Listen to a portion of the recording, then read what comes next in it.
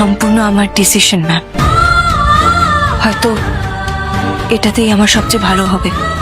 তুমি বুঝতে পারছো কত বড় একটা স্টেপ নিতে চলেছো তুমি? Yes ma'am. অনিন্দিতা হ্যারিকে ফোন করে বলে দাদাভাই আর বৌদির মধ্যে ঝামেলা চলছে, সেটা জানার আমি চেষ্টা করছি কিন্তু কিছুই বুঝতে পারছি না। হ্যারি বলে আমার মনে হয় তিতলিকে নিয়েই কিছু হয়েছে, হয়তো কোনো ভুল বোঝাবুঝি তৈরি হয়েছে। অনি বলে যা করার আমাদেরকেই কিন্তু করতে হবে, তিতলিকে ওদের ধারে কাছে ঘেঁষতে দেওয়া যাবে না। তিতলি আড়াল থেকে শুনতে পেয়ে বলে আমাকে আটকাবে? এত বড় সাহস তোমাদের! সেটা হয়নি।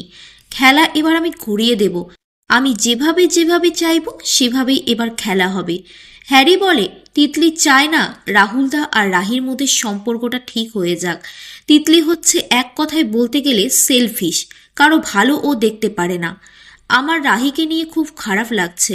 তিতলি বলে আমাকে নিয়ে এত খারাপ খারাপ কথা বলা? দাঁড়া হ্যারি, তোর ব্যবস্থা করছি।